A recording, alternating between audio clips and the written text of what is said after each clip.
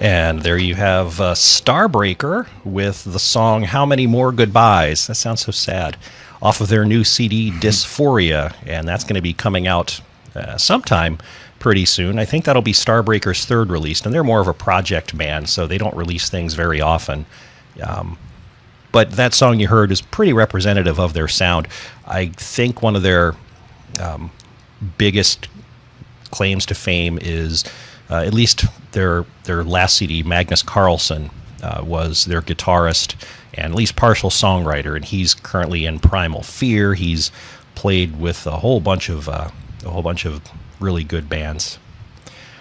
Before that, you heard Venom with "Bring Out Your Dead" off of their upcoming CD. And as old as they are, they still plug in their instruments. And Raven with "Hung, Drawn, and Quartered" off of it's their new CD. It's a live CD, and it has a actual title, but then there's : Live in Aalborg. And the Live in Aalborg part is the only thing I wrote down, because otherwise it would have been too long and messed up the spacing on my spreadsheet. So I took out the first part of that title. So, you're listening to Mostly Metal here on WVLP 103.1 FM in Valparaiso, Indiana. I'm Ken the Metal Professor, and if you were listening earlier in the show, I told you there would be sort of a diversion from standard operating procedure. In the last several months, I've been putting in a little segment of this show called Ken's Dark Corner, where I talk about horror movies, and normally that would start at about 10 minutes before the hour. But today, I have a special guest in the studio, and we are going to talk about our favorite movies of 2018, and so that's going to take longer than normal, and so we're starting it earlier than normal, although we still have to shut up by 10 o'clock, but I don't think it's gonna take that long. So here we go. We're exiting Mostly Metal, and we are turning over into Ken's Dark Corner.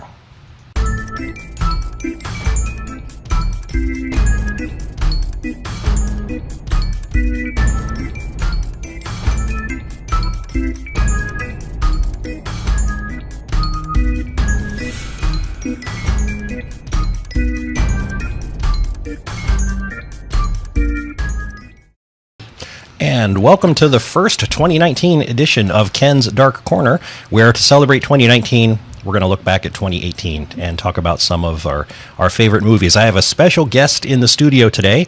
You have the honor of being the first guest on Ken's Dark Corner. All right. It's Mr. Charlie Anderson. He comes to us from Valparaiso University, and I don't trot that out very often, but that's what I do. That's my second job behind working here, not working, but volunteering here at WVLP.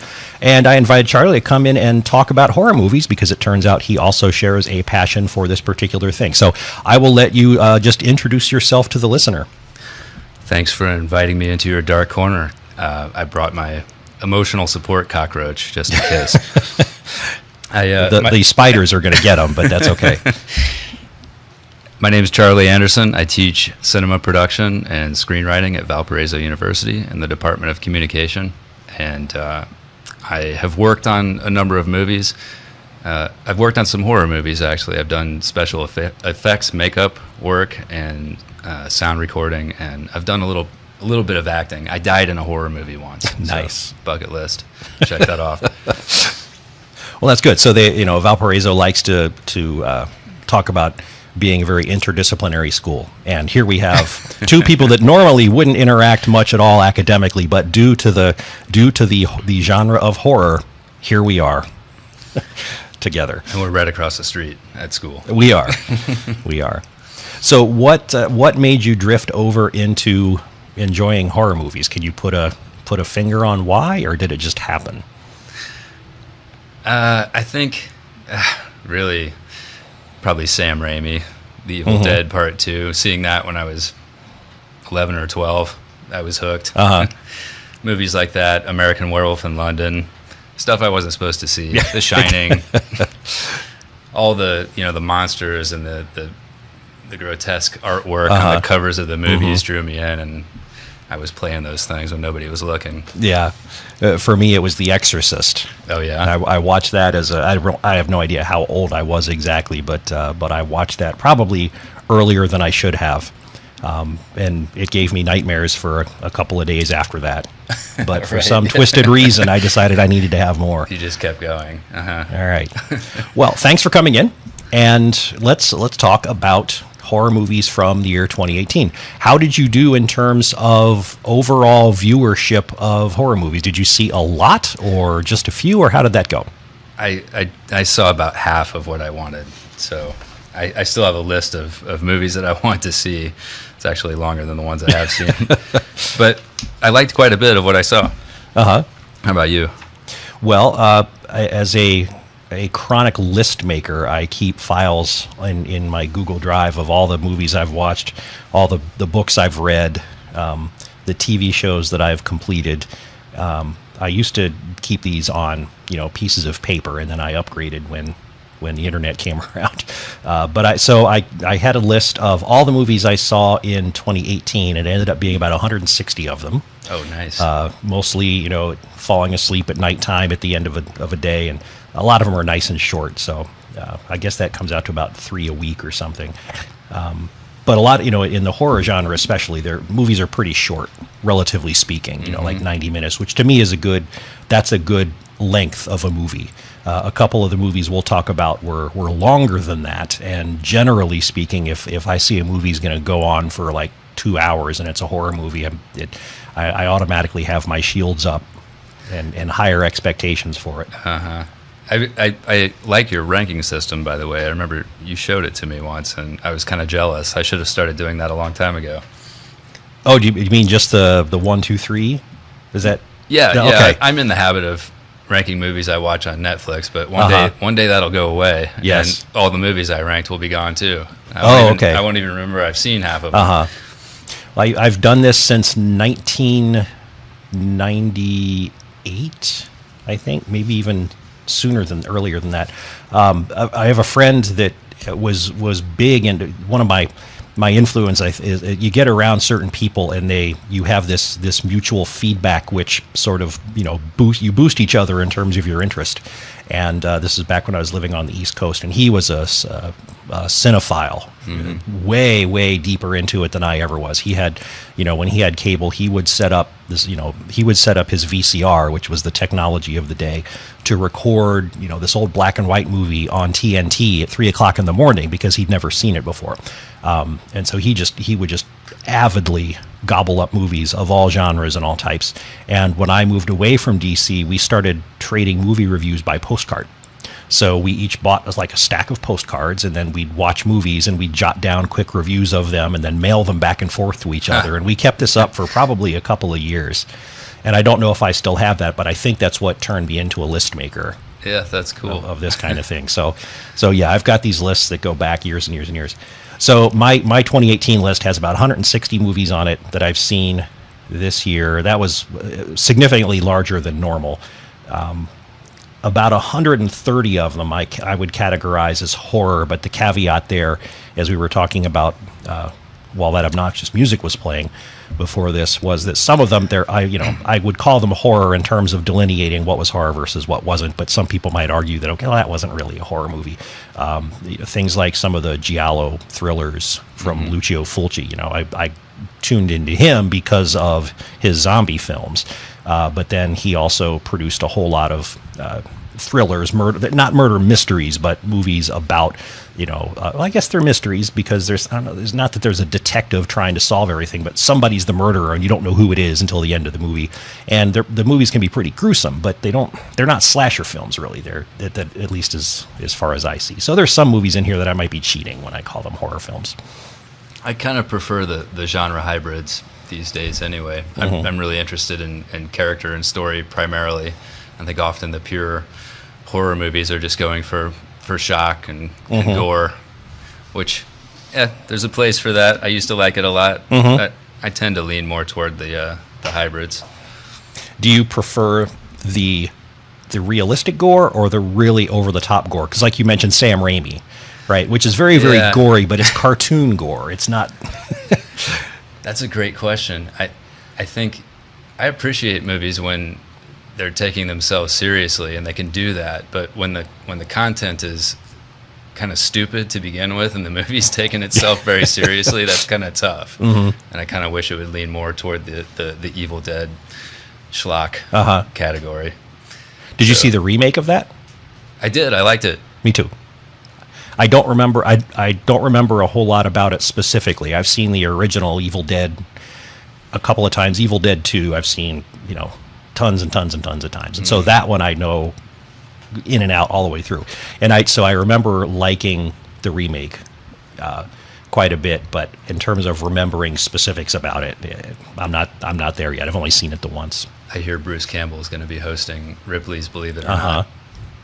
That sounds fun. I actually got to see him by accident at I think it was C2E2 last year, or 2 years ago, or maybe it was Wizard World. It was one of those big conventions in Chicago. My wife and I went and brought the kids, and the kids wanted to go see John Barrowman. Do you know who he is? Okay, he was a cast member in one of the recent Doctor Who incarnations, which then spun off a character called Captain Jack Harkness. There was a show called Torchwood that the BBC did that his character was in it. And for some reason, especially my older daughter decided she was a big fan of his. So we went to go see his Q&A session. He was one of the big draws. So they had like the gigantic ballroom of McCormick Place set up for his session, and also other sessions that were going to be just as crowded. But they were running behind schedule. So we got there, and there was a line waiting to go in, and we thought, okay, this is going to be the line for Barrowman. And it turned out they were one session behind. So it turned out that the session we had to sit through before we got to hear John Barrowman was Bruce Campbell. And so he had some of his cast members from the Evil Dead television show with him, and it was a lot of fun. I knew he would be fun, but it was a lot more fun even for my family, who had not expected to have to sit through him. Nice. Yeah, I saw him in Boston, and that was a lot of fun too. I think my kids learned some new language during his show, but that's okay. They would know it anyway. Yeah. Well, let's talk about 2018, and maybe what we should just do is. Did you say you have assembled a top 5? I did. Okay. Well, why don't we take turns? Maybe let's start at the bottom, and we'll start with our top 5, and we'll go back and forth, and we'll each have movies in different places, but we'll end up talking about all of them at the same time. Okay, so, you want to start at the bottom and work our way up? That sounds good. Although we're going to spoil that almost immediately, but we'll start out pretending we have a system, right? And you can lead off. What was your number 5 movie of 2018? I'd put A Quiet Place in number 5. Quiet Place is a hybrid, of course. A lot of people have seen this movie. It's a drama, horror, mystery. I didn't write. I made some notes here about my top 5. I didn't write much about this. I thought it was a fun movie, but I don't have a whole lot to say about it. I had a good time. I wasn't dazzled. I thought it was kind of formulaic, but fun in a good way. And Emily Blunt is always great. Did you see this? You had to have seen it in the theater, right? Because I don't know that it's available. Is it available otherwise? No, I saw it at home, I think. Really? Okay. Yeah. Okay. Do you see most of your movies at home, or do you get out to the theater? Okay, so it's good. You asked me this. Most of my students who saw A Quiet Place told me not to see it in the theater. Really? And they told me why, and I thought, okay. Because they said that it was so quiet that people were disturbing around them, eating their popcorn and doing whatever they were doing. And I thought, that sounds like a good movie to watch with my noise-canceling headphones. I can definitely see that. Around here, the magic of Valparaiso is you go to a matinee on a weekday afternoon and there's nobody there. Nice. Good tip. So that wasn't an issue. I guess we should maybe, for people that haven't seen some of these movies, I don't know that I want to dance around and be careful about spoilers. So let's just say if you're listening to this, there is a chance we may spoil things. Oh, right. So that we don't have to dance around that a whole lot. So The Quiet Place, that was my number 2, actually, and I did see it in the theater, and I was really impressed with John Krasinski. Is that his name? I can imagine it sort of spelled out, but I don't know. It's a name that I never say out loud. So, me either. It sounds right. Okay, from The Office. Yeah, he's changed genres, and he was actually the director of this too, right? Right. The guy that was the main character. And I thought he did a great job. Yeah, definitely. The only thing I would question would be, going back to what we were talking about earlier, it's kind of a silly premise, and it was taking itself very seriously, which I appreciate on one hand, but it was kind of silly. It was a silly premise, and the one, even though it ended up in my my top 5 list, the one of the questions I had, which almost is to the point of spoiling it, is why would you have a baby under those under those conditions, right? You're not allowed to make any noise whatsoever, or you risk certain death. Let's have a baby. And I know things can happen like that without planning, but still, geez. Did you make a list of all your questions that you had? I had one in my mind, but I can't remember. No, that was definitely one. Yeah. It was a while ago. Yes, that was my number 2. I remember, again, I'm like you, it's been a while since I've seen it, and I don't remember a whole lot of very, very specific detail other than just basically being engrossed by it the whole time. I didn't notice the running time. It was over before I knew it was going to be over. I was always interested in what was going to happen next. The footage was good. The scenery, the setting.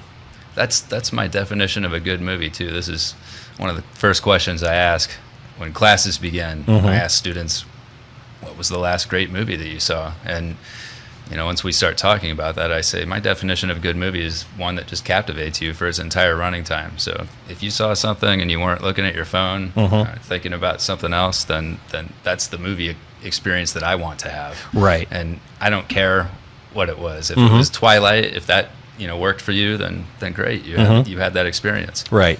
And when you do have questions about a movie, to me, there's a big difference between whether the questions come to you as you're watching the movie, like this one did for me. Like, wait a minute. Now, it could be that after you're done watching the movie, after you've been engrossed by it for 90 minutes or 2 hours, and then you're driving home, and then you go, wait a minute. To me, that's okay, because they did a good enough job that you didn't think of that at the time. And okay, maybe you can go back afterwards and think about all your, wait a minute, why did this happen? Why did that happen? Absolutely. But if that's a delayed reaction, I think that's a much lighter sin. And you're often having fun. Yes. Coming up with those questions. Okay. All right. So A Quiet Place, your number 5, my number 2. My number 5, and this is where I said we're going to spoil going in, 5-to-1 order, because we've already somewhat spoiled each other's lists. My number 5 was Mandy. And I only watched that because you had that at number 1, right? Now, is it still your number 1? Have you seen anything to dethrone it? Still my number 1. Okay. And I had not actually seen it by the time you told me it was your number 1. I'd heard about it. I'd heard it was getting really good reviews. And I said, well, if it's his number 1, I probably ought to watch this just in case it's going to end up being my number 1 too. And it didn't quite make it there, but so it ended up being my number 5. And in fact, I got a subscription to Shudder. Just so I could watch this one and some others. And now I've got to decide if I'm going to keep paying for Shudder for a couple more months, or if I cancel my subscription now that I binge watched a whole bunch of stuff. But why don't you? So Mandy was my number 5, your number 1. What made it the best movie that you saw? Well, I'm glad it made it on your list. For me, it's just very different. It's a hybrid as well. It's an action, fantasy, horror movie. I can see how it's not for everyone. It's pretty distinctly divided into 2 parts, and the first part is a bit slow, and the second part kind of falls into traditional revenge category.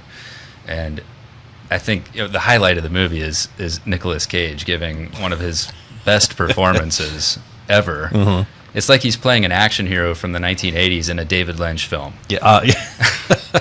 It's odd. It's odd. It's great stuff, and it's a lot of fun. It made me kind of wistful for some of the hard R-rated action moments of the 80s. We get a lot of action movies now that are that have this PG-13 fight scenes in particular. For instance, the impact is dramatically reduced for the ratings, and so if you're making a revenge story like this, it kind of needs to be in that R-rated territory. Couple of interesting things about Mandy. It's directed by Panos Cosmatos, son of director George P. Cosmatos, who did Tombstone, Cobra, and Rambo. I read an interview with him And he lost his father in 2005, but he remembers his dad constantly fighting with the studios.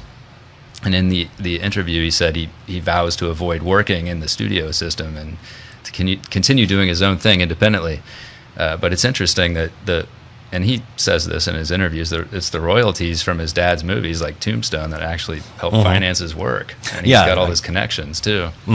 I'd heard that too. And in this case, knowing who had directed it was sort of the forewarned is forearmed kind of thing, because at first I just kept hearing about, oh, there's this new film, Mandy, oh, it's really good, you've got to see it, not knowing a whole lot about it. And then finding out that it was made by the same person that made Beyond the Black Rainbow, which have you seen his first one? I couldn't make it all the way through that movie. I did watch the whole thing, but I had what might have been a very similar reaction. I didn't like it that much because it was a little too on the weird and not enough on the knowing what's going on. Right. It was too slow for me. So I think knowing that this was the same director, when I went into Mandy, I went into it with a little bit of a different set of expectations. And so during that first half, where it was, very much about music and lighting and mood and being odd, I was ready for that. And in fact, I liked the first half better than the second half. When it all came down to it. Nicolas Cage really ties it all together. Linus Roach did a great job too as the cult leader. I thought, and the rest of the cast was very watchable. So I actually jotted a couple of notes about some of these movies, and what I had jotted down about Mandy was being your number one and my number five. Well, why is it only number five? I figured I should justify that. So to me, it was almost to the point where watching it was more of a clinical experience, because there's so much stuff going on in terms of the cinematography that it's almost like I'm watching a lesson in filmmaking than I'm watching a film. And as good as Nick Cage was, I found that he was a little bit of a distraction, because I was watching myself watch Nicolas Cage. I was not watching a character in the movie, right? Especially in I think what's turning into the quintessential scene where he's finally losing it, and he's in his underwear, he's got his bottle of liquor, and he's sitting on a bathroom, and he's just screaming his head off for a couple of minutes straight, right? I'm thinking, go Nicolas Cage, look at Nicolas Cage do his thing. I'm totally out of the movie. I'm watching Nicolas Cage at work.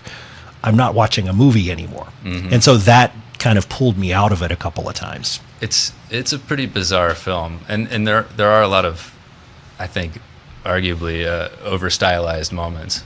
It's interesting that you mentioned that scene. That scene is one that is kind of stark and not over stylized. They're obviously just letting Nicolas Cage do his thing in this room. But it's in contrast to a lot of the other kind of over stylized stuff that came before. I think it makes a pretty bold statement. Right. And speaking of the stylizing parts of it, you had mentioned what did you say?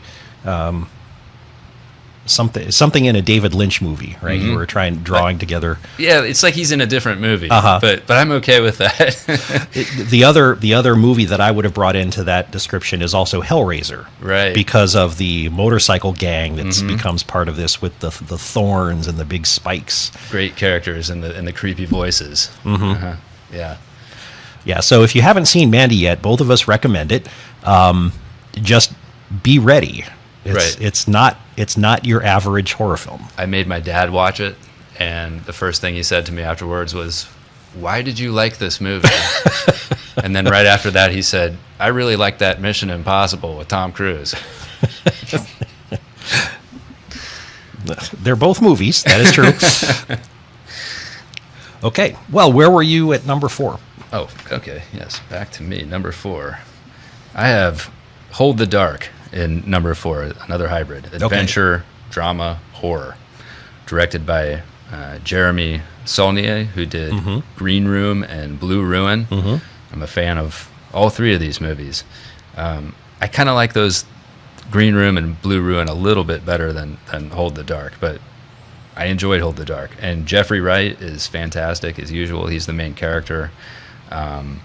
There's a great metal moment in Hold the Dark that actually had me searching for the band that I was hearing. It turns out to be this band called Evil Feast, and the song is Summoning the Splendor Once Fallen. If you've seen Hold the Dark and you're wondering what song that was, like I was, that was it. So I've never heard of that band.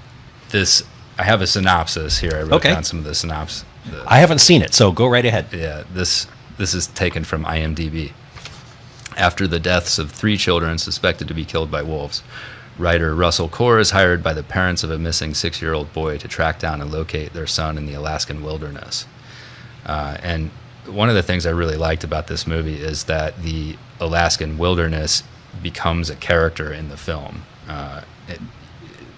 It's clear that the director took a lot of time to integrate the scenery and to make it to use it to great effect in this movie, to help set the mood, to create this atmosphere, which is bleak and unforgiving. And it's a story of survival in a place that is very there aren't that many people, and so there's a little town that's kind of at the core of it, and then this little town is just surrounded by vast wilderness. So there's a bit of a survival story in there as well. Good. And that's a Netflix movie, right? It is. Yeah. So I've heard of it. I've seen it come across my my Netflix screen. I've heard other people give reviews of it on horror podcasts, but I still didn't get around to seeing it. So apparently I should. I wouldn't consider it.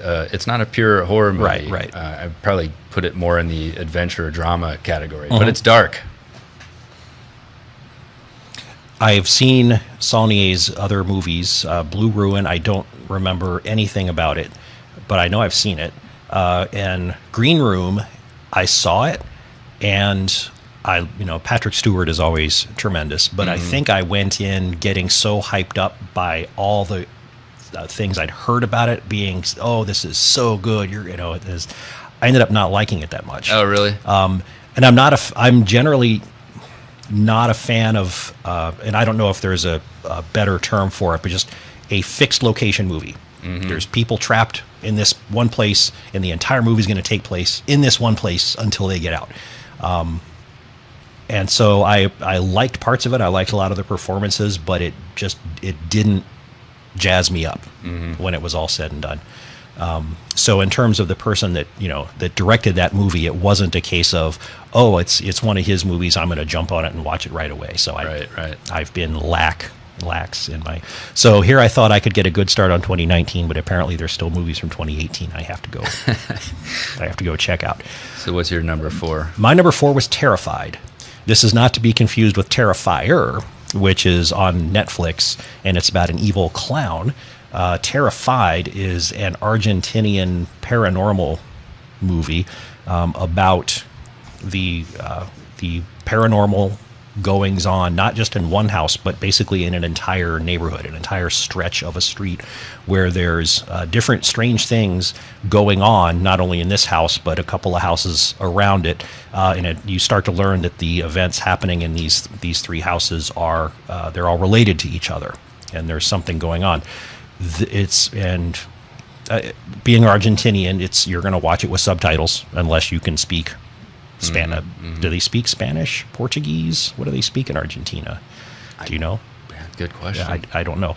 But unless you speak what they speak, you're going to be watching subtitles, which for some people that doesn't make a difference. I like to think it doesn't make a difference. I mean, I watch Japanese movies, horror movies all the time with subtitles, and I get along with them just fine. But it does sort of change the mode of watching a movie, and I don't know if that takes away from the ability to understand what's going on, because now you're understanding all of the dialogue in the film secondhand. And so this is a movie that I really, really enjoyed watching, but if you asked me to explain what had gone on in the movie, I wouldn't have been able to do it, because things are not tied up in a nice little bow. There was weird stuff going on. You kind of start seeing links between the events. Weird things start happening in homes. I think somebody disappears. Investigators come in to investigate one house. And while they're starting to investigate this house, it turns out there's police at this other house because they're investigating a murder. And and then you start seeing the connections between what's going on, and the policeman starts to see the connection. So he asks the investigator who's over at the other house to now start coming over and taking a look at this house. And there's weird stuff going on, as there are in paranormal movies. And by the end of the movie, it's not really wrapped up in a way that, and this explains everything that was going on. Apparently, it has something to do with microverses and entities able to get into our universe through basically the Ant-Man type of microverse. So what would you compare it to? I haven't seen this one. Poltergeist, a little bit. I'd have to think about that. It's because it's almost like there's three movies going on at the same time. There's the police procedural movie where there's at one location, at least the movie starts, where it's more of a murder, right? Mm-hmm. Somebody's been killed. Why? Who did it? The link to any sort of paranormal activity is not drawn on until farther into the film. And then there's across the street, there's spooky goings on from the very beginning. And again, you don't quite know that these two things are linked. And eventually these two or three threads all come together. Wasn't there a Turkish movie we talked about not too long ago that started as a police procedural and turned into this? Was that Baskin? Yes. Mm-hmm. Is it anything like that? I'd have to go back and probably watch them both again to decide. But I didn't know anything about Terrified until you sent me your list, and I looked it up, and some of the reviewers were saying the same thing, that they didn't really know what was going on, but it was scary. And it wasn't just another Paranormal Activity. I mean, I guess you could say, what's it like? It's a little bit like Paranormal Activity, but it's not a found footage film, and it's not something where you immediately know the whys and wherefores of everything that was going on either. Apparently, Guillermo del Toro is a big fan too. I read that he is remaking the movie. I remember that too. Which, I don't normally get excited about the remake machine, but that's good news. Well, this was on Shudder, so that $4.99 was really paying off. Let me take a quick interruption here and remind everybody that they are listening to WVLP, Valparaiso's only all-volunteer community radio station at 103.1 FM in Valparaiso, Indiana. We are broadcasting live on Sunday night. It's a hair past 9 o'clock. I'm Ken the Metal Professor in the studio with Charlie Anderson, and we are talking about our favorite horror movies of 2018. And this whole show, the mostly metal 2-hour block, Sunday nights 8 to 10, and rebroadcast Wednesdays from 10 to midnight. So if you came in during this and wondered what the heck was going on, I'm here to listen to heavy metal. Why are you jabbering about horror movies? Well, it's because I can. Because I have the knobs and the switches and the microphone. So, dang it, we can talk about horror movies. But yeah, you can go back and pick this up from the beginning, Wednesday at 10 as well. Okay, what was your number 3? Number 3, I have another Netflix movie, Apostle. Okay. Also another hybrid, drama, fantasy, horror. And the description on this one is, in 1905, a drifter on a dangerous mission to rescue his kidnapped sister tangles with a sinister religious cult on an isolated island. The Guest was one of my favorite movies of 2014, and Dan Stevens was the star of that movie. He gave a brilliant one-note performance. And he is also the star of Apostle. Apostle is not as fun as The Guest, but Stevens brings his A game once again. Great performance. And the director of Apostle is Gareth Evans, who did the Raid movies. Oh, yeah. Wonderful action movies, full of the best martial arts of the last decade, if you haven't seen them. Definitely go see them. Looking forward to seeing what both of these guys do next. So it's a good movie. I wanted to like it more than I did. I really enjoyed it. It's interesting. Just as a side note, The Raid 2 is on Netflix now, so anybody who wants to watch both of these things, great. They are available. So I had The Apostle at my number 6. Oh, good. So I liked it, but I wasn't ready to nudge Mandy out and give The Apostle my number 5 spot. I'm kind of feeling with some of the Netflix movies that they could use a little bit more editing. Some of them are on the long side, and it seems like, I don't know, it feels like they're kind of moving things along quickly. I know they're trying to establish their brand, But some of the movies I've seen, I've wanted to like more. I felt like the scripts could have used some more revision, and the movies could have been tightened up a little bit. We had talked about runtime a little bit before, and it's interesting that a couple of the movies that we've talked about now, Mandy and now The Apostle, and one other one coming up, I think, hit that 2-hour runtime. And in Mandy, it kind of made sense because the two, as you said, it was sort of split into two parts, part A and part B, and that division happens almost exactly at the 1 hour mark. So it's basically a 50-50 split. So 1 hour in each mode sort of makes sense. In The Apostle, I thought the 2 hours went by relatively quickly, so I was not aggravated by the runtime. But I thought it would have played better as one of their, say, 8-episode miniseries. That's interesting. I hadn't thought of that. Because I thought that it didn't. I would have liked to spend more time learning about the island and what's been going on and a lot of the characters, because there's so much that is going on in the background that you don't really have time to get into it heavily in the 2-hour movie. So like you're saying, maybe a little bit of more judicious editing. I think it should have either been a shorter movie or a longer episodic experience to really get into what was happening. I kind of wonder if that was a conversation that was on the table at some point, because it looked like they were using sets from other Netflix fare, like Peaky Blinders. So maybe it was intended to be a longer. That sounds right. Do you happen to know, was it based off of any like a book or pre-written thing? I don't think so. I think that Gareth Evans wrote the script. Okay. Yeah. Well, it's definitely a switch from The Raid. Oh yeah. I mean, the Raid movies. Well, okay. The first one is kind of a straight up martial arts film. The Raid 2 is a little bit different. I think it dips more into crime drama territory with still some excellent martial arts. Oh yeah. Where are we? We're at number 3. Number 3. What's your number 3? My number 3 was Halloween, the new Halloween, and it could just be because it satisfied my nostalgia. Just a couple of years ago, I decided to go back and watch all of the Halloween movies, which is probably not the best use of your time, especially in the towards the end of the stretch of those. But this did remind me so much of what made Halloween such a big thing to begin with.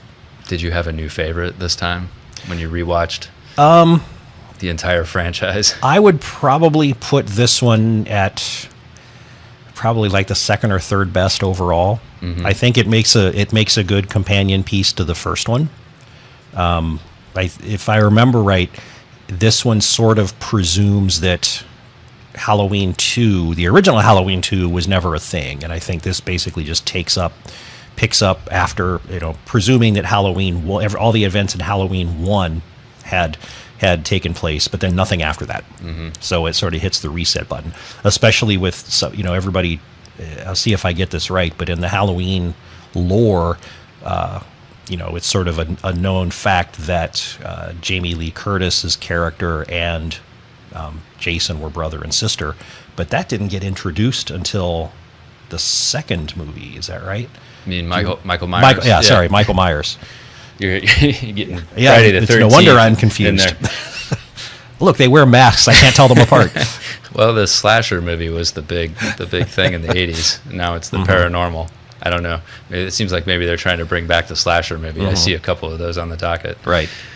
So it's interesting that the people behind this movie are it's David Gordon Green and Danny McBride, right? The director is David Gordon Green, and Danny McBride, who they collaborate on comedies usually, like Pineapple Express and Eastbound and Down. So I'm wondering if this movie is. I haven't seen it yet. Is it funny? Is it? Oh no, it is definitely not funny. Okay. It takes the characters 20 years into the future or more. And basically, this movie shows the after effects of the characters having gone through what happened in the first movie, where Jamie Lee Curtis's character, Laurie Strode, I think that's the character's name. You think I would know that by now? Yes, Laurie Strode. she's basically become a, not a doomsday prepper, but she's moved off the grid almost. She lives out in a cabin in the woods, and she's essentially built herself a bunker, right? Because she knows Michael is still out there, and she's gonna, if he ever comes back, she's gonna be ready for him. And then Michael Myers has been cooped up in a loony bin for years and years and years, and he finally manages to get out, and he basically comes back and picks up right where he left off. And so when it becomes apparent that that's what's happening, which I appreciated, they got to that point in the movie very quickly. A lot of movies, they drag this out to the last 20 minutes and just have a big fancy conclusion. This one, they get to that point where people know what's going on, pretty lickety split, which I thought was nice. But she starts trying to convince everybody that this is bad and they've got to be ready. And some of the people are still a little bit skeptical. But she has it under control, and eventually all the action moves back to where, this fortress that she built for herself for protection, and she has this final battle through the house where she's actually now the one stalking Michael Myers, because she set this house up to be basically a giant trap where she set traps where she can, close off a part of the house. So she's searching for Michael Myers, and she knows he's not in this room. So she hits a switch, and boom, down comes a partition. And now she knows he's not there, and he can't get there anymore. And so she's kind of, closing in on where he is. And I thought that was a really interesting switcheroo. Yeah, that sounds fun. I'm looking forward to seeing it. It sounds like there's some parallels with the Terminator and Sarah Connor there too. Yeah. So it's very, very well done. I mean, there's nothing, there's nothing cosmic about anything that they do. It's just really, really solid and made by people that really, really cared about the attention it was paying to the original. And it made a lot of money. I'm sure. It was the number one movie for a couple of weeks. I read an interview with Jamie Lee Curtis. Apparently her phone is ringing off the hook again. That's great. I believe it. I'd like to see her in more movies. Okay, I think we're up to number 2. Number 2. For me, I put Bird Box at number 2. Another Netflix movie. I complain about Netflix movies sometimes in class being a little unpolished, and this one was also slightly on the long side. But the thing that I like about the Netflix movies is that they're trying to do something a little bit different. And so it seems like they're giving directors a little bit more freedom to explore, hit or miss, and I don't think that's a bad thing. Bird Box is another hybrid drama, horror, sci-fi. So it's, a lot of people are saying this is a horrible movie. I've read those reviews. I'd say it's far from perfect. It's certainly not the best thing that Suzanne Bier has done, but I think Suzanne Bier is fantastic. She's a Danish filmmaker who did movies like In a Better World. She won an Oscar for that.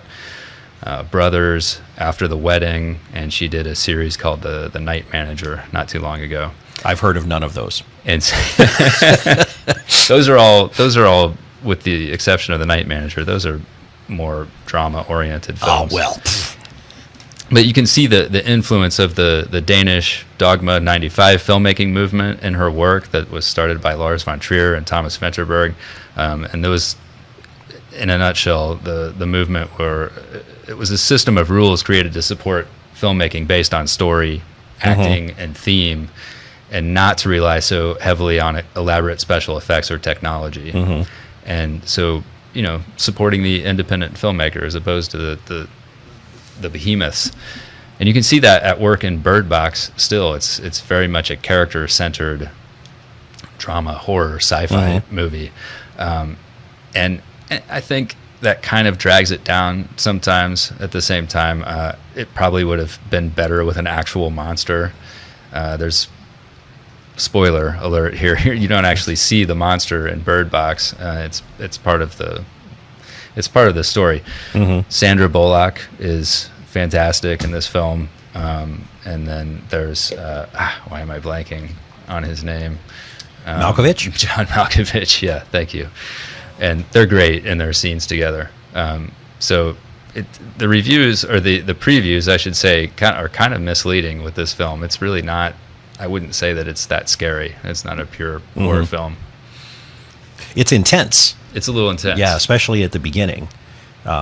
So here we are. We're talking about another 2-hour movie as well. Did you see Bird Box? I did. Oh, okay. Yeah, and so it's my number.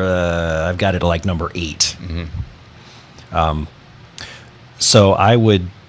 First of all, this is exactly why I was glad you were able to come here, because that stuff you said about Danish filmmaking, that sounded so smart. I have no idea what it meant, but it sounded really, really good. I made it all up. Well, no, I'm kidding.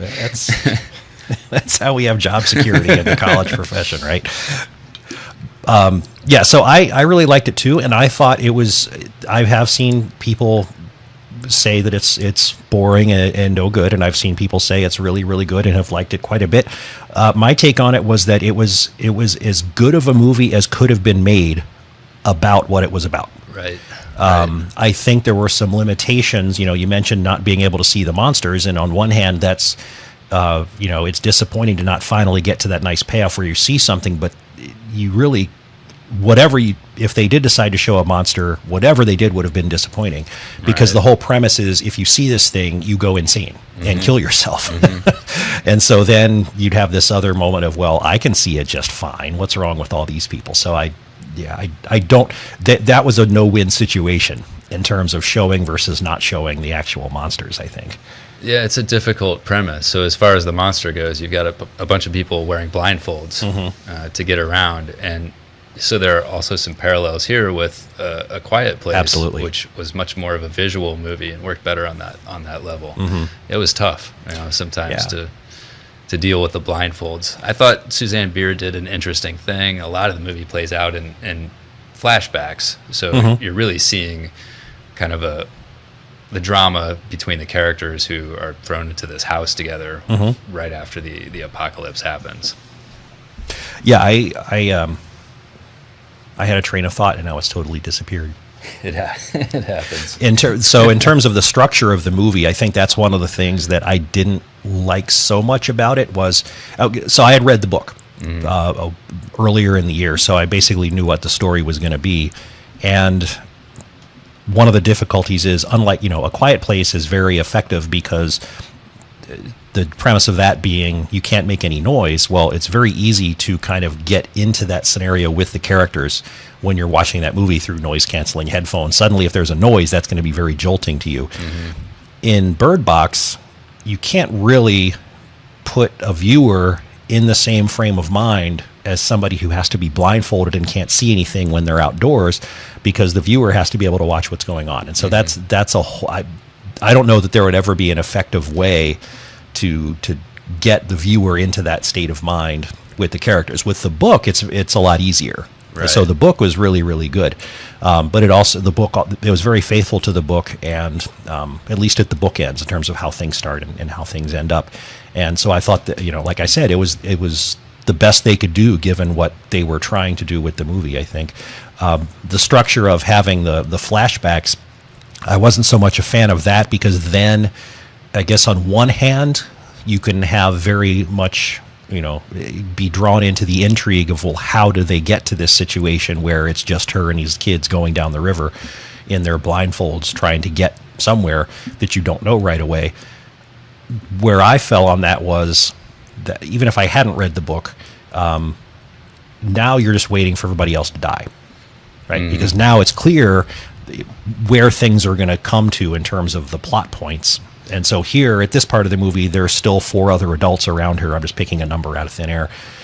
We already know that it's going to get to where she's the only adult left. So now it's just watching your clock, waiting for the other people to die.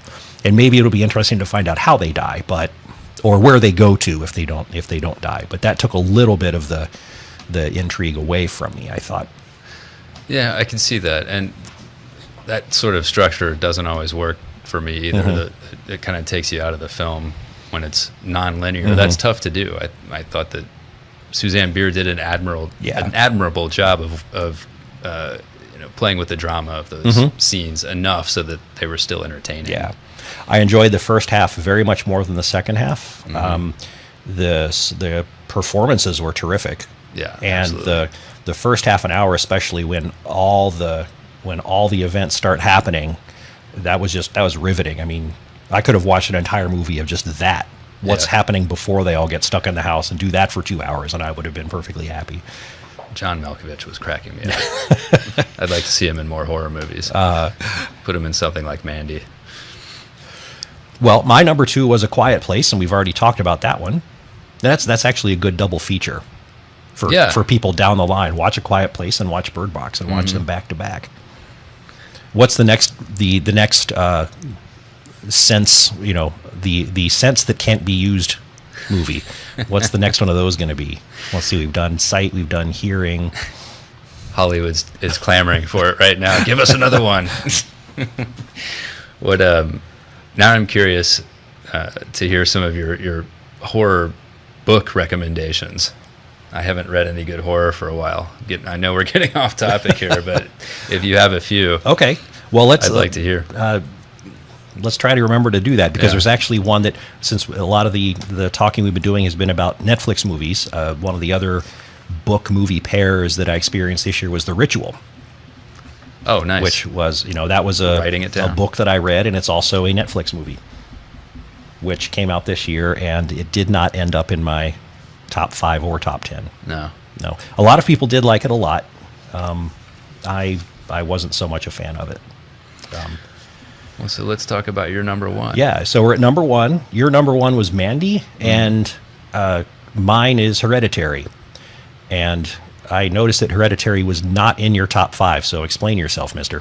I turned it off. Was that a good turn it off or a bad turn it off? It was a bad. I turned it off. No. I turned it off after 30 minutes. I normally don't do this. If it weren't for Toni Collette, I wouldn't have watched it as long as I did. Wow. She's a wonderful actor, and I wanted to watch it. I wanted to like it. I wanted to watch it longer than that, but I just found it to be simply too mean-spirited. And I kind of felt like contaminated. Yeah, there were things I just didn't want in my head. That's not why I watch movies. I usually have a pretty strong stomach for stuff, but I think it was kind of hitting some sensitive areas for me. Oh, I can get family issues and that kind of thing, and I just didn't want it in my head anymore. Yeah, it's definitely one of those movies that you might need to take a shower when you're done. I could tell 30 minutes in. So I did read. I read about it afterwards because I thought, well, okay, if it makes me turn it off, then there's something. It's doing something effective. It's got an effect. It's unique. So I could see why it might be somebody's number 1. And I read I read the rest of the story online, and it sounded interesting to me, but I just had a hard time, I think, caring about the characters, and that's always that's always tough for me. It's a very low key movie. I mean, it's almost like I'm trying to remember the name of the director, but the Emma Thompson and Anthony Hopkins, The Remains of the Day, and those old, very slow movies about British aristocracy that are probably now being shown on A&E or something like that. I used to love going to watch those, but they're very, very slow and character driven in the sense that if you don't like the characters, there's really not going to be much for you there. Right. And a lot of the character building is almost just based on what they don't show you and what you don't see the actors doing. But like Gabriel Byrne, I thought was terrific. He didn't, he was basically a stone wall for 90% of the movie, but that 10% when he finally cracks here and there in the film, that made it so much more effective, I think. I didn't make it. The cast is great. I didn't make it that far, unfortunately. So what else did you like about it? Well, the mood is, I was watching it in the theater, so I'd already committed money to it. So now I can see being, especially as long, it's another 2-hour job, right? And as long as it is, and as kind of slow and moody as it is, at that point I was committed. So I can see that if you could get to a decision point, say, well, I'm not going to stick it out. Kind of like The Witch. I don't know if you remember, if you saw The Witch. That was a very slow burn kind of movie. And so, I'm in the theater watching this one, and I'm kind of in the same frame of mind, going, "Oh, let there be a payoff. Let there be a payoff," and there was.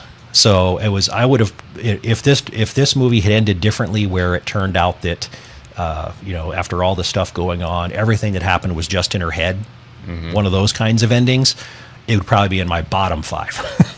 Yeah. But because there is actually a payoff to all the events that had been happening in this movie, and maybe they were still in her head, but I don't think so. That it actually got to that point in The Witch.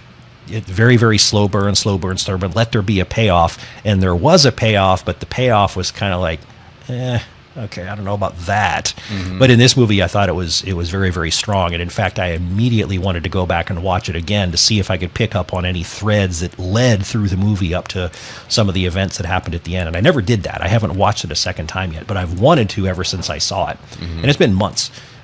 So the fact that this movie has lingered since then as something I keep thinking about once in a while, and I do want to go back and watch it again. I mean, all these other movies, even if they're in my top 5, top 10, I don't think I need to see them again. But this one I will definitely watch again at some point. And I really did admire Toni Collette's performance. From what I saw, there were a couple of scenes that, the fear that she's feeling in the scenes is palpable. It's impressive. Right. And until there's a couple of scenes at the very, very end where the spooky aspects of the movie kind of take over and become very, very overt and in your face.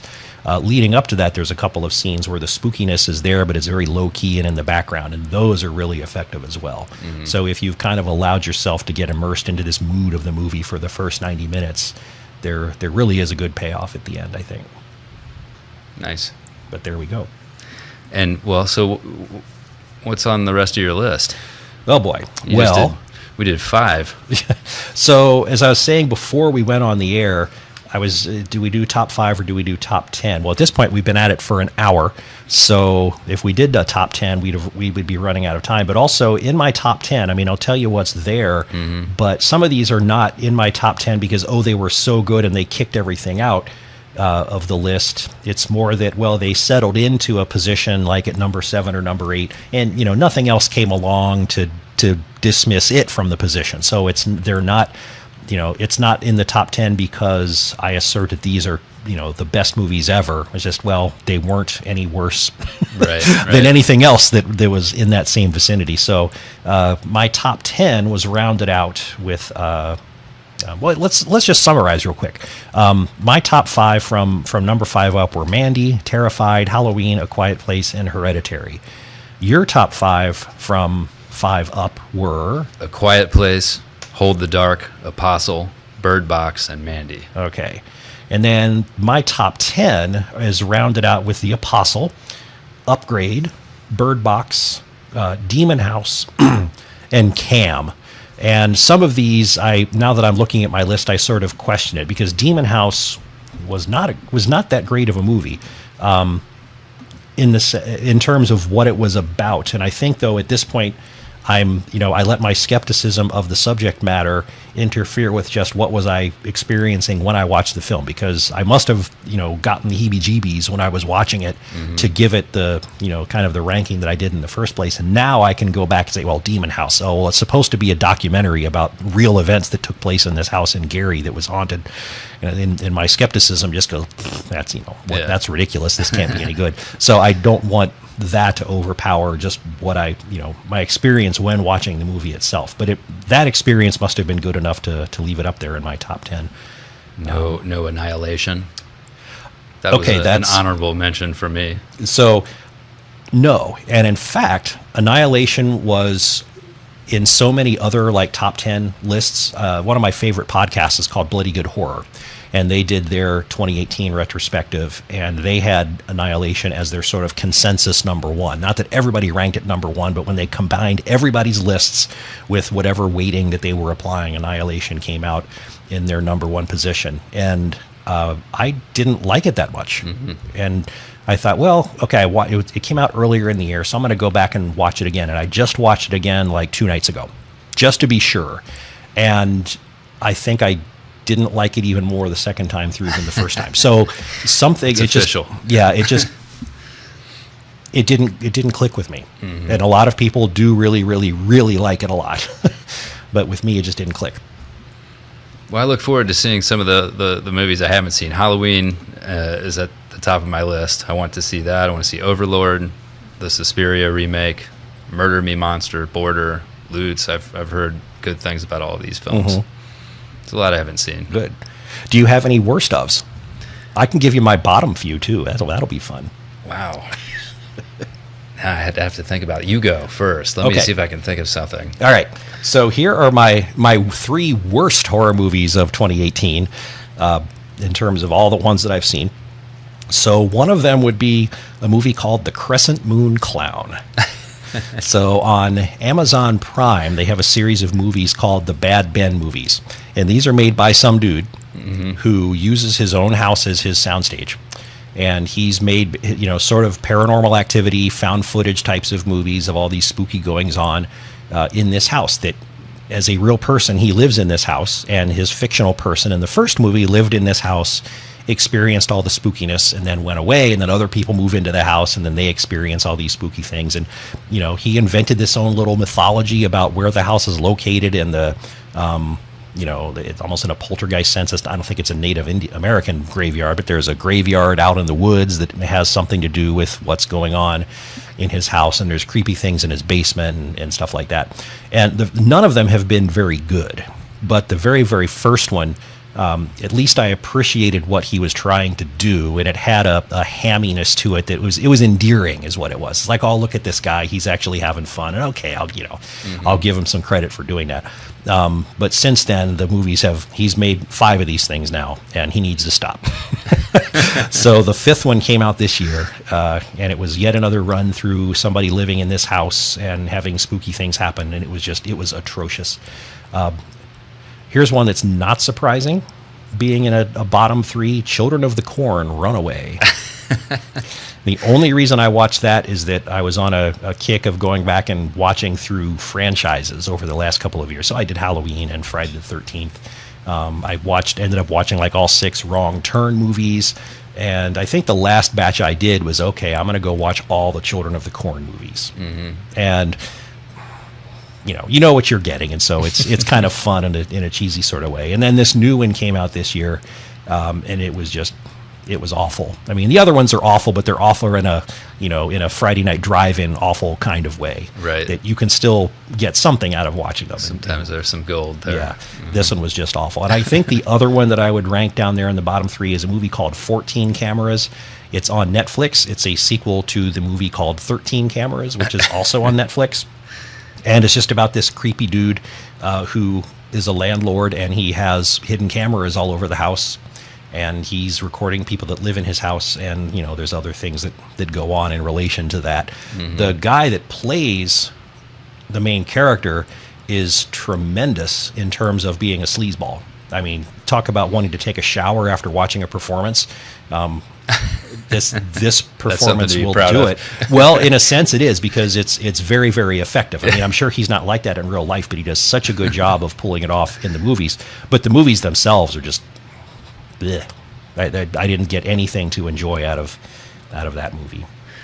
I'm drawing a blank on worst movies. I wasn't crazy about the Puppet Master, the latest Puppet Master release. Now, was that The Littlest Reich? Yes. Okay, I haven't seen that one yet. I wanted to like it. It sounded fun, but it wasn't that great. Okay, well, that's a shame, because I had just caught up by watching the Axis. In fact, one of the recent previous episodes of this segment called Ken's Dark Corner here. Mm-hmm. This is the longest one of those, by the way, so congratulations, and thanks for helping flesh out the time here. Thanks for inviting me.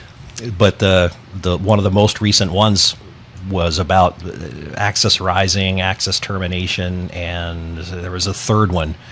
There was like a trilogy. I don't know why they needed a trilogy in the Puppet Master series, but I haven't seen most of them. I watched this recent one because it was written by S. Craig Zahler, who's done some movies that I've really enjoyed lately, like Bone Tomahawk. Oh, really? Brawl in Cell Block. Okay. 99. I've not heard of that one, but I watched Bone Tomahawk. You have to check out Brawl in Cell Block. I think it's 99. Okay. I could be. I will do that. Got the number right. Great movie. Mm-hmm. And then he did Puppet Master. Interesting film. He did not direct it. He wrote it. Oh, okay. But, if he had directed it, maybe it would have been better. I don't know. It wasn't great. I didn't turn it off, though. I also sort of hate watch The Walking Dead. I think it's an entertaining show, but the people are so stupid in that show. That's another long conversation. Yeah, well, maybe we should do that. Maybe we should schedule a time where we can talk about horror television shows, because we should also. Have you seen The Haunting of Hill House on Netflix? I haven't. You haven't? Okay. Should I? Yeah. I don't. I think it's 8 episodes, and about an hour long each. I didn't ended up liking it overall as much as a lot of other people have, but one of the episodes is probably the best hour of episodic television I've ever seen. Oh. It's like the 6th episode in. Yeah. When it starts and you're following the characters having all the creepy events happening in the house, and it just goes and goes and goes and does not let up the entire time. And it was just an amazing hour of TV. I'll check it out. Thanks for the recommendation. Okay. Do you have any concluding remarks about? Can you make any other recommendations besides the ones we've talked about? Or well, I have one, but it's not a horror movie. We will allow it. But it is a metal movie. Check out Heavy Trip. We talked about this briefly last month. Heavy Trip is a Finnish comedy about an aspiring metal band. Really? Yeah, and it's quite funny, and the music is great. Good character development. It's a nice little independent movie. Okay, Heavy Trip. I'm going to keep that in mind. Have you seen Deathgasm? I have not. Well, there you go. Should I? Because that blends metal and also horror. Oh no, I have seen that. About the metal band that actually summons demons by playing their heavy metal music. Yeah. Okay, good. Well, we jabbered for an hour and 10 minutes. Nice. Not bad. We can do that. Okay. Well, yeah, it's a tool of the trade here. But I guess with that, we'll wrap it up, and I'll turn back over to playing about 20 minutes of music before the end of the hour. So I'm Ken the Metal Professor. This has been a very extended edition of Ken's Dark Corner. My special guest, Charlie Anderson, thank you so much for coming in and spending time here on WVLP. Thanks again for inviting me. Yeah, we'll do it again. We'll make up an excuse to get back in and talk about stuff, maybe horror television shows or something like that. Sounds good. It was fun. I'll have to check out some wrestling. Maybe we can talk there about that. There you go. Well, there are some, horrific, in a good way. There are some horrific wrestling characters in a bad way, but there are also some horrific wrestling characters in a good way too. So there is some overlap. There's overlap between people that like metal and horror, and there's overlap between metal and wrestling, and there's got to be overlap between horror and wrestling. So absolutely. If you dabble in two of them, you're a sucker for the third. I can tell already. There's a little bit of that going on in Mandy. Yeah, there we go. All right, well, that concludes Ken's Dark Corner. You're listening to WVLP 103.1 FM in Valparaiso, Indiana. Valparaiso's only all-volunteer community radio station. And for the last 20 minutes, we will switch back over to mostly metal. And I'm going to play for you new tunes by bands such as Soilwork and Legion of the Damned and Damn Your Eyes. And these are pretty heavy and brutal tunes. So, in terms of the metal and horror crossovers, this music sort of lives in that realm, kind of in the more the death metal kind of area where the album covers will be grotesque animations of different horrible things happening to to bodies and whatnot. So enjoy your metal lullabies. Good way to describe it. All right, here comes a new tune by Soilwork. It's called Arrival.